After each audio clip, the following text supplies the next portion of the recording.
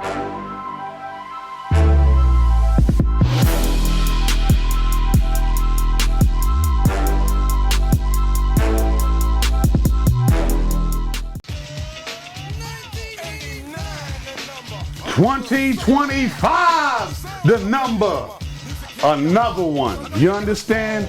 Welcome to the Bols podcast, that is.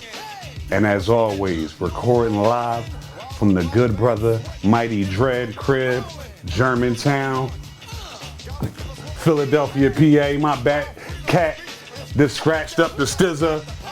We the fuck everywhere. That's live TV for your ass. Listen, man. Sleeves the hustle all day long. My good brother, Style, the militant one. Get your fucking fist in the air, Style. Fight the power. Brother Byron in the building, you know what I'm saying? Mighty Dread on the 1 and 2s. Of course, we in his fabulous place, the Carter. And yeah, you heard what we came in on. Fight the fucking power. Because that's where we going right now, dog. Goddamn. We don't try to get political. You know what I'm saying? We don't. We are what we do, the Bols. We fuck around, talk our shit with the crew, but we are grown-ass men, and we are living in crazy times because we have a program that we love, and thank God at this point, I guess we're on the low, all right? And we answer to ourselves, nobody the fuck else, you understand? So if they want to shut us down or do whatever, we'll be the fuck back up. But know this. Ain't nobody coming in to say we canceled and we can't do what the fuck we do. Cause guess what? We're gonna do what the fuck we do. So this one is pretty much, you feel my intensity. I'm just at a point where it's like niggas is trying to take away our right to speak, our free speech. And it's crazy because you can talk all the other shit on the other side, all right, when things go down with the George Floyds and the situations like that in the world, you get what I'm saying? But an unfortunate assassination happens. We already know where I'm going with this, with the unfortunate thing that happened to the man, Charlie Kirk, all right? It was truly unfortunate. Nobody wants to see anybody get killed, and especially don't want a father or a husband being taken away from his family. But you know, Charlie, all he was doing was his free speech, right? Exactly. And for the free speech, unfortunately, yeah, 6 feet deep. So there's a, you know, what is it, a cause and then a consequence to things, you know, with certain things. So you gotta be mindful of what you do kind of say in this era, especially if it's spewing out to the left.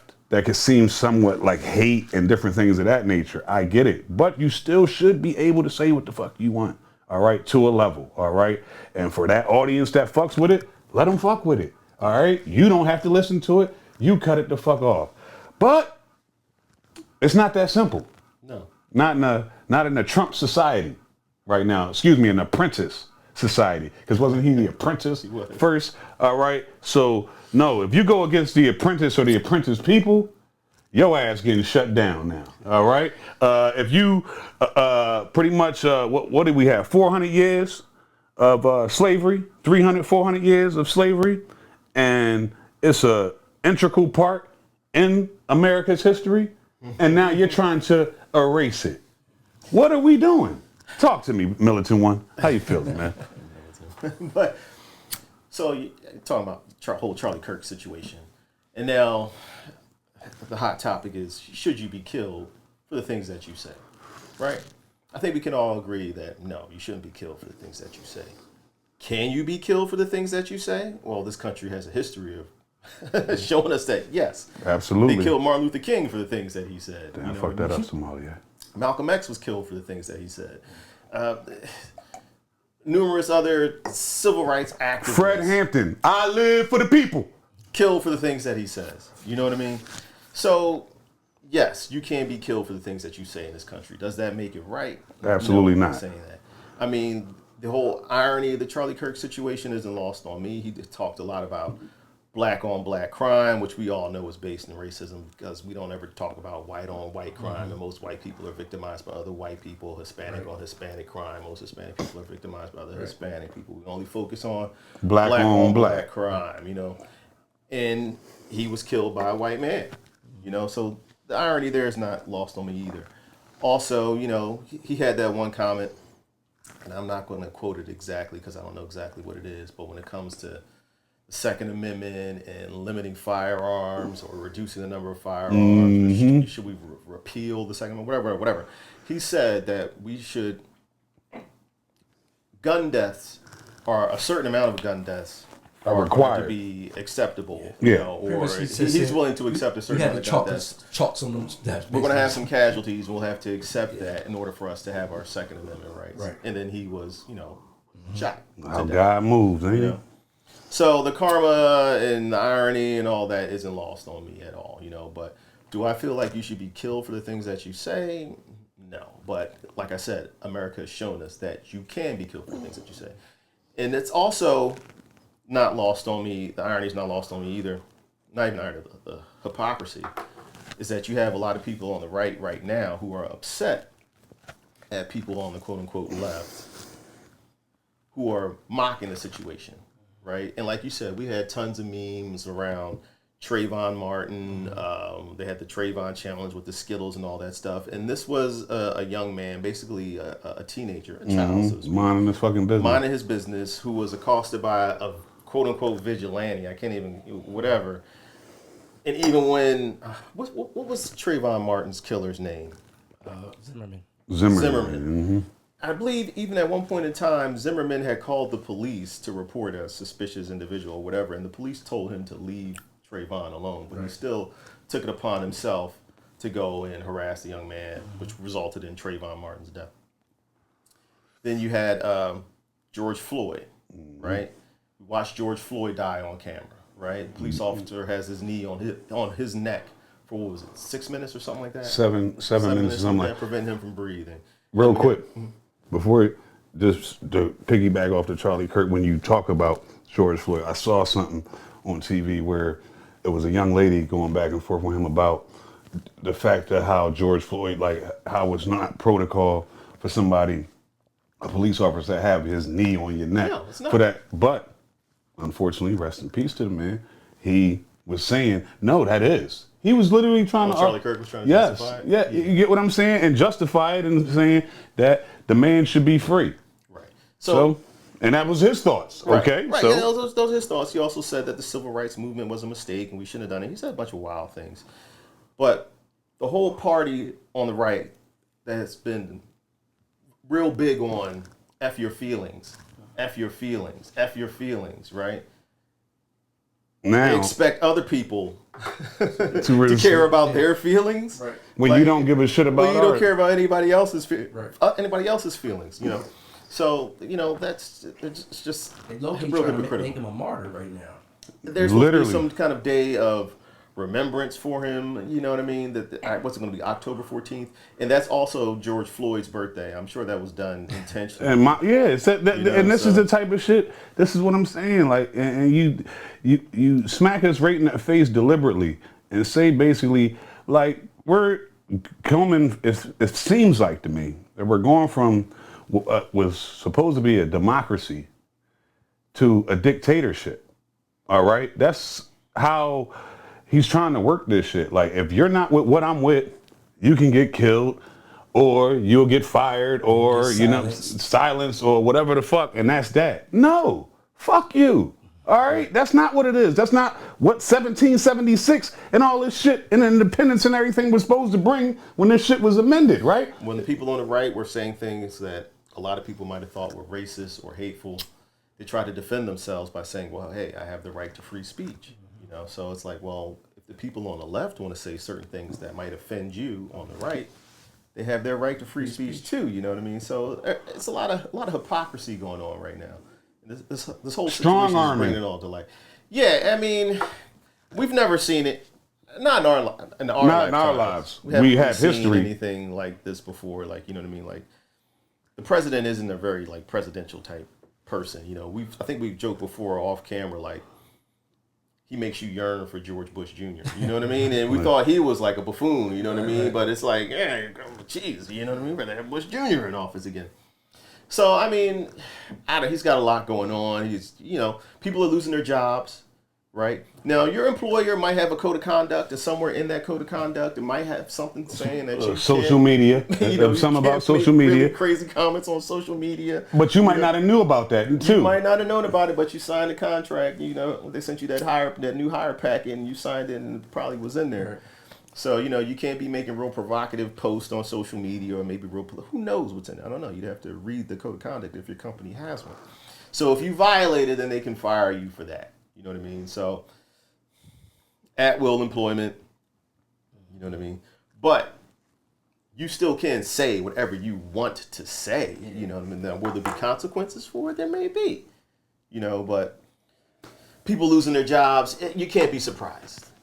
You can't be surprised, you know? I'm utterly surprised because when has this ever happened? On where you, unless you was just deliberately doing fuck shit on the internet, like, you know, maybe you are a teacher and you got an OnlyFans. Yeah. All right, you're fucking around, all right? Like, that's some different shit. But, I mean, they call Michelle Obama a man and an ape in heels for years, like 8 years. I mean, did people lose their jobs for that? Maybe some did. I don't know. I'm not sure. But if they did, we definitely aren't hearing about it like we're hearing about these people losing their job for making fun of Charlie Kirk now. You know what I mean? Exactly. Now, in that, like you said, people, we all have a choice to what we want to do, what we want to post. But think about it before you hit send. That's all. Like, you get what I'm saying? Make sure, like, in this and what I'm talking, I'm highly upset. But even though we run our own shit, I'm still not going to go over with the shit. Like I said, I came out the gate and expressed my feelings that still a man was lost and assassinated, and it's fucked up. But when we dive into it, the fact is that you kind of get what you ask for when you talk that type shit. You get what I'm saying? Because it makes people riled up, and you can rile the wrong person up. Now, like, being older, being a little wiser, and people can change. Mm-hmm. I'm not one of those people who goes, people never change, because I've seen people change. You know, some people do, some people don't. Exactly. Some people do. Would I have liked to seen Charlie Kirk have a crazy change of heart? Come to Jesus moment. Like, you've seen former Klansmen and former Nazis go and get the tattoos removed, and they're like, I don't know what I was thinking. I was brainwashed. I was in a cult. And now I realize the error of my ways. You know what I mean? Would I have liked to seen him do that? Yes. Would he have done it? I don't know. And also, but I would like to have seen him do it. I don't know if he would have done it. But also in this day and age too, it's not like it was in the 60s, right? When you were like a racist business owner or something like that in the 60s. It was out there. It was really in your heart and in your soul because you didn't want black people's business. Right. You didn't want their money. Let it be known. Right? You didn't want their money. You know what I mean? So it's like you were willing to hurt your own business to support your racist views or whatever. Right. But now being racist is so lucrative. It's like, are these people truly racist, or are they just saying these things to get clicks? You know what I mean? Like, to get engagement. You know what I mean? Troll Central. Just to troll. Like, I don't know. I'm just putting it out there. You bring up a good point with that, though. Like, it's all at. But even if it's not, though, it could cost you your life. Yeah. If you're not, it's a very dangerous game you're playing. I think people know that now.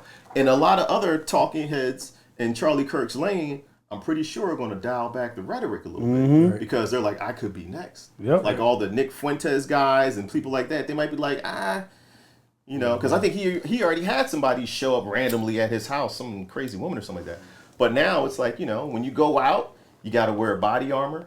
Do you even do outdoor speaking engagements anymore? Right. You know what I mean? You're only going to do things inside. Where niggas can get patted down and like, you know what I'm saying? Ain't nobody can be high. It's real. The things you say may cost you your life.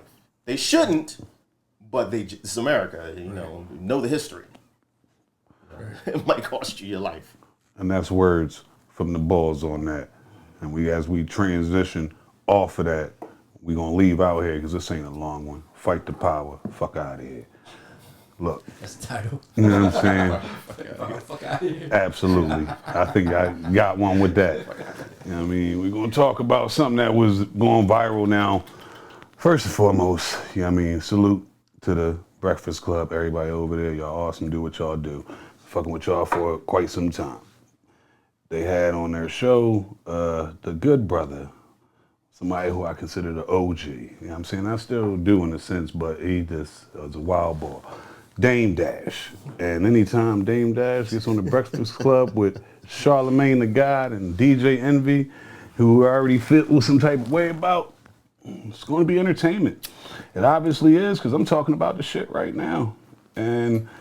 But with talking about it, one thing just from the take back is just like us as getting older, man, and this, that, and the third. We can have discussions. We might not agree with each other's views, but there has to be levels to shit. Because if I invite you on my platform, have some respect on how you speaking to me.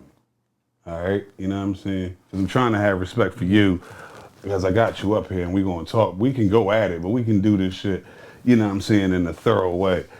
I just didn't like some of the shit with, like Dane was saying out of his mouth, like, you know what I'm saying, like my house is bigger than yours. My view, like, bro, you're over 50. Like, what are we talking about? That's some that's some young bullshit. He came on the show the intent to shoot some shots at them kids. Oh no, I mean, listen, marketing genius. All right, you talking about it right now. It's going on, like, you know what I'm saying? You went back in the mix. But I thought he was on Art of Dialogue talking about how he didn't own anything.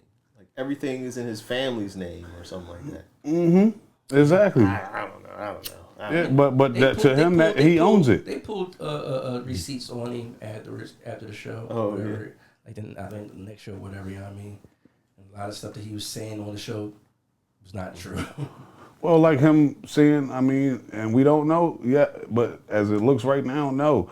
He said that he was going to be owner of a vault or something like that, basically, I believe, and that, you know, survey says that's not true right now. You get what I'm saying? So until further notice, okay, but it may be, it may not. We don't know. Allegedly. Let me make sure I put that in there, because this nigga's on a suing spree right now. He's suing every fucking body. Like, and the fact that I just speed it up real quick to go beyond the Breakfast Club to the fact of now you and your man, Harlem's finest, motherfucking Cam. Like, nah. That's the shit I don't want to see. Like, my OG, the young boy, and you know what I'm saying, who respect the OG, and even in all this shit, took him a while. And you know, Cam is the most talking shittest nigga. Like, I'm a shit talking nigga, but that motherfucker, I admit it, he got me beat, nigga. I go at him for a little bit, but no, this nigga got it. You get what I'm saying? And you talking about that's just off top. And he was chilling.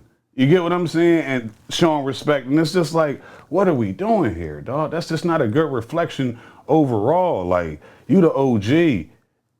Work that out with the young. You know what I'm saying? Y'all can work that out. But now we done got to a point where it's like, it might not be no coming back from that. And that just sucks, nigga. Yeah. You get what I'm saying? Like, and I'm just leaving on that point, like, we here. We'll bicker, we'll do whatever. But it's love. And I promise you niggas, it will never be no shit like that. Like, that's just not how we operate. It bothers you because it's Dame Dash and what he did, that era, that run he had.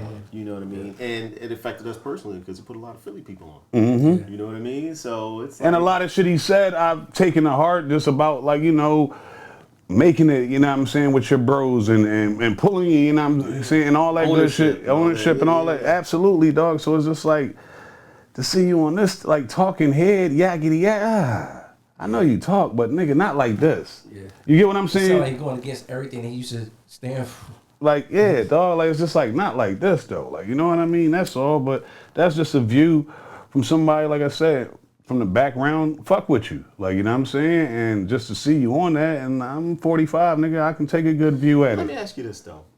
When do you gracefully bow out? The limelight and the yeah, if you in that life and maybe things ain't going the way you want them to go, like, at what point do you just gracefully bow out so that you don't go out bad? Yeah, you know what I mean. A lot of cats get. That's a hard question. Yeah. Go ahead, Tom. I mean, I was about to say a lot of cats get ghosts and get comfortable in their present life, whatever. That's why you don't really hear nothing about 3,000. Nothing. I mean, he lives the life. Right. Big boy. You know what I mean? Yeah. Both of them, like, yeah, you get what I'm saying? Like, a nigga like T.I., like, he with his family. He got mad businesses and shit that he into that he don't have to make a verse and don't even have to worry about that. If he want to, he can, but it's not something that he has to do now. Like, you get what I'm saying? Because he set himself up. You know what I'm saying? The good brother out Houston, Slim Thug. Nigga, living. Like, you know what I'm saying? Doing what the fuck he need to do. Got his construction business, got other shit. I ain't in the nigga wallets, but the nigga living. All right, you get what I'm saying? He make music when he want to and how he feel on that type shit. Right. That's how it's supposed to be, basically. That's where you're supposed to be. It's not no you need to be trying to come back and get back in the mix, but when you ruffle feathers and also look like you maybe ruffle some finances, like this is what occurs. Like Dame is chasing something that he had that because he lost it. You know what I'm saying? Trying to get back. Trying to get that vibe back, get that feeling back. You know what I'm saying? Get that. I don't know, dog. That's that midlife crisis shit. Yeah, probably. That's when you gotta accept the fact that certain things are just a moment in time. Moment in time. Mm-hmm. Yeah. So that's why I try to tell people you gotta enjoy every day. You know what I mean? Because it's not promising and things. Listen, man. Chances go round. Same people you see going up, you're going to see going down. All right?